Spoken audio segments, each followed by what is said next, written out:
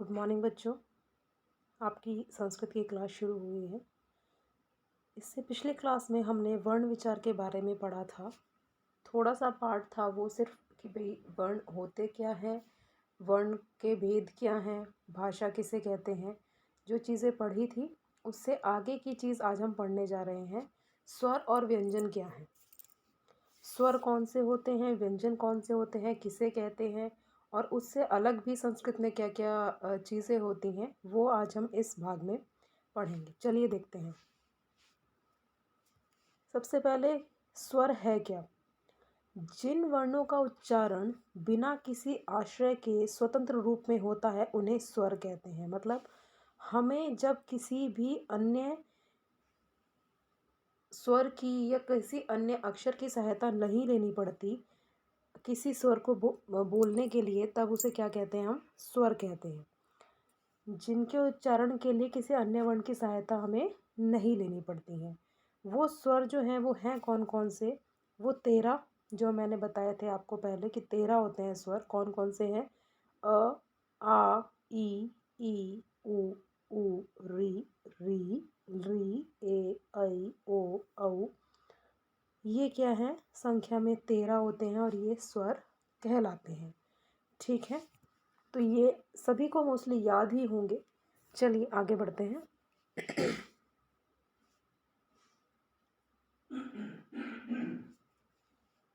स्वर के भेद। स्वर जो है वो 2 भेदों में बटा हुआ है। सबसे पहला क्या है? सबसे पहला है आपका ह्रस्व स्वर, जिसे आप छोटे स्वर बोलते हैं। दूसरा है आपका दीर्घ स्वर, जिसे आप बड़े स्वर बोलते हैं। जैसे आप बोलते हैं ना, छोटा आ छोटी ई, बड़ा आ बड़ी ई। तो छोटे के लिए संस्कृत में शब्द है ह्रस्व और बड़े के लिए संस्कृत में शब्द है दीर्घ। ठीक है, इस बात को याद रखेंगे। आगे देखते हैं हम ह्रस्व और दीर्घ स्वर जो हैं वो हैं कौन कौन से।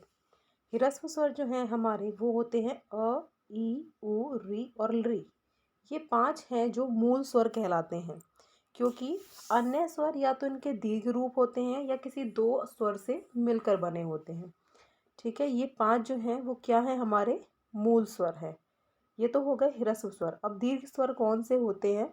देखिए, दीर्घ स्वर जो उनसे अलग बच गए, ठीक है, वो है आ, ई, उ, री, ए, ऐ, ओ और औ। इनको कहा जाता है संधि स्वर। क्या कहा जाता है? संधि स्वर। क्योंकि ये क्या है, ये 2 अक्षरों से मिलकर बने हैं, 2 स्वरों से मिलकर बने हैं। कैसे? ये देखिए, ए जो है हमारा वो अ और ई से मिलकर बना है। ए जो है वो अ और ए से मिलकर बना है। ओ जो है वो अ और ऊ से मिलकर बना है। औ जो है वो अ और ओ से मिलकर बना है। दीर्घ स्वरों की जो संख्या है वो 8 है। ठीक है, ये हमारे क्या हैं, दीर्घ स्वर हैं। दीर्घ स्वर हमारे 8 और बाकी जो है हमारे वो मूल स्वर जो हैं वो ह्रस्व स्वर होते हैं। ये तो थी स्वरों की बात। अब आ जाते हैं व्यंजन पे। ठीक है, व्यंजन किसे कहा जाता है? व्यंजन वे वर्ण जिनका उच्चारण किसी अन्य वर्ण की सहायता के बिना संभव नहीं होता, यथा क, ख, ग इत्यादि। अब आप क्या देख रहे हैं, जो क, ख, ग लिखा हुआ है उसके नीचे हलंत दिखाई दे रहा है आपको। ठीक है, ये हलंत है। जब इस अक्षर के अंदर, मतलब इस व्यंजन के अंदर कोई अन्य स्वर जुड़ता है या अ की ध्वनि जुड़ती है, तब वो क्या होता है, एक पूरा वर्ण बनता है, एक पूरा अक्षर बनता है। जैसे क के साथ अ की ध्वनि भी मुख से निकलती है। मतलब जब हम क लिखते हैं तो क में क्या है, अ अपने आप में जुड़ा हुआ होता है, तब वो व्यंजन पूरा हो पाता है। ठीक है, तो ये याद रखने वाली बात है कि किसी भी व्यंजन में अ न जुड़ा हो तो नीचे हलंत चिन्ह लगाया जाता है। मतलब अगर कोई भी व्यंजन है उसको आप लिख रहे हो तो ऐसे हलंत चिन्ह, क के नीचे हलंत है, ख के नीचे हलंत है, न के नीचे हलंत है, अक्षर को लिखते समय उनके नीचे हलंत लगा है, इसका मतलब क्या है, वो अपने में अलग एक अक्षर है। और यदि उसको व्यंजन पूरा बनाना है तो व्यंजन पूरा बनाने के लिए हम क्या करते हैं, उसके अंदर अ जोड़ते हैं और उस अक्षर को क्या करते हैं, पूरा लिखते हैं। अब जो हमारी संस्कृत भाषा है उस भाषा में कुल कितने व्यंजन बताए गए थे? 33 व्यंजन। जिनमें 25 तो होते हैं स्पर्श, 4 होते हैं अंतस्थ और 4 होते हैं ऊष्म। ठीक है, इनको अलग अलग इन 3 भागों में बांटा गया है। स्पर्श जो वर्ण है उनको 5 वर्गों में बांटा गया है। अब वो 5 वर्ग कौन से हैं, देखिए। जो स्पर्श हैं वो 5 वर्गों में है। सबसे पहला है क वर्ग। क वर्ग मतलब जो आपकी क वाली जो पूरी लाइन है, क ख ग घ ङ। ठीक है, फिर है आपका च वर्ग मतलब च छ ज झ य। फिर है आपका ट वर्ग ट ठ ड ढ ण। फिर है आपका त वर्ग त थ द ध न। फिर है आपका प वर्ग प फ ब भ म। ये आपके क्या है, स्पर्श कहा जाता है इनको। इन 5 वर्गों को क्या कहा जाता है, स्पर्श। उसके बाद उन्होंने कहा अंतस्थ। अंतस्थ आपके ये 4 य र ल और व। फिर है आपके ऊष्म श श स और ह। ये क्या है, आपके ऊष्म वर्ण है। तो इन 3 भागों में हमारा जो व्यंजन का भाग है वो बटा हुआ है। ठीक है, अब ये तो थी आपकी बात जो हमारे व्यंजन तक आकर रह गई। संस्कृत में कुछ और अन्य चीज़ें भी हैं जो आपको जाननी आवश्यक होती हैं।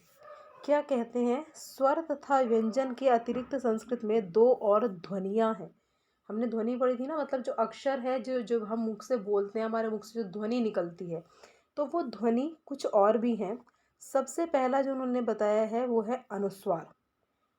अनुस्वार सबको पता होगा, अक्षर के ऊपर हम जो एक डॉट लगा देते हैं, एक बिंदी लगा देते हैं, उसको हम क्या कहते हैं, अनुस्वार कहते हैं। अनु का अर्थ होता है पीछे, जो स्वरों के पीछे है वह अनुस्वार है। अनुस्वार को बिंदु से चिन्हित किया जाता है। दूसरा होता है अनुनासिक। अनुनासिक जो आप चंद्र बिंदु लगाते हो ना ऊपर, चांद में जैसे चंद्र बिंदु लगाया जाता है, ठीक है, वो है आपका अनुनासिक। और दूसरा है आपका विसर्ग। विसर्ग सभी को पता है, अक्षर जो आपने शब्द लिखा है उस शब्द के पीछे जो 2 बिंदु लगाई जाती हैं वो होती हैं विसर्ग। तो इन तीनों को जो नाम दिया गया है वो दिया गया है अयोगवाह।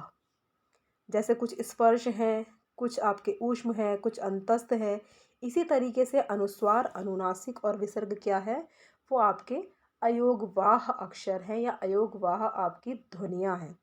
ठीक है, संस्कृत में जिस तरीके से आप हिंदी में पढ़ते हैं, कुछ संयुक्त अक्षर होते हैं, कुछ आधे अक्षर होते हैं, कुछ 2 अक्षरों को मिलाकर एक नया अक्षर बनाया जाता है। तो संस्कृत में होता है संयुक्त अक्षर बोला जाता है, उसको संयुक्त वर्ण बोला जाता है। संयुक्त वर्ण क्या, संस्कृत भाषा में कई संयुक्त वर्ण भी हैं जब एक स्वर रहित वर्ण दूसरे वर्ण से जुड़ जाता है। मतलब एक स्वर रहित, उस वर्ण के अंदर स्वर नहीं है, उस व्यंजन के अंदर स्वर नहीं है। ठीक है, तो वो 2 व्यंजन जिनके अंदर स्वर नहीं है वो एक नया वर्ण बनाते हैं। जैसे सबसे पहला देखिए, द और य, इनमें क्या स्वर नहीं है, तभी इनके नीचे हलंत लगा हुआ है। अक्षर बना द्य, विद्यालय नद्य। इसी तरीके से विद्यार्थी, ठीक है, अद्य, ऐसे ऐसे अक्षर जो है वो और बनते हैं। दूसरा है ज और य से बनता है ज, विज्ञानम, ज्ञाता। जो आप बोलते हैं वो थोड़ा सा गलत प्रोनाउंसिएशन है, ज्ञा नहीं होता, ज्ञ होता है। ठीक है, तो विज्ञानम और ज्ञाता शब्द है। ठीक, तीसरा है त और र मिलकर त्र बना विचित्रम, त्राही। इसी तरीके से श और र मिलकर श्र बना परिश्रम। श और री मिलकर श्रीम बना श्रृंगम और श्रृंगार। ह और य मिलके यह बना यह और बाह्य। इसी तरीके से बहुत सारे अलग अलग अक्षर हैं जो बनते हैं, और यहाँ पर ये संयुक्त अक्षर कुछ ऐसे ही हैं। इन संयुक्त अक्षरों से हम क्या करते हैं और अन्य वर्ण बना सकते हैं। ये तो थी आपकी संयुक्त वर्ण, स्वर और व्यंजन की बात। अब इनका एक अपना अलग उच्चारण स्थान होता है। एक एक अक्षर को हम अलग अलग तरीके से क्या करते हैं, बोलते हैं। जब हम अ बोलते हैं तो अ हमारे कंठ से निकलता है। जब हम ई बोलते हैं, ई हमारे तालू से निकलता है। कंठ, तालु ये क्या है, हमारे उच्चारण स्थान है। इनको भी देखना है। किसी भी वर्ण का उच्चारण करने पर हमारे मुख का कोई एक विशेष अंग, विशेष रूप से क्या होता है, सक्रिय हो जाता है। मतलब किसी एक अंग से हमारे ध्वनि जो है वो निकलती है। तो हमारी जो वो ध्वनियाँ हैं वो क्या हैं, कंठ, तालु, मूर्धा, दंत, ओष्ठ, नासिका, कंठतालु, कंठोष्ठ और दंतोष्ठ। इन अलग-अलग उच्चारण स्थानों से ये अलग-अलग स्वर निकलते हैं, ये अलग व्यंजन निकलते हैं, ये अलग अंतस्थ निकलते हैं और ये अलग ऊष्म निकलते हैं।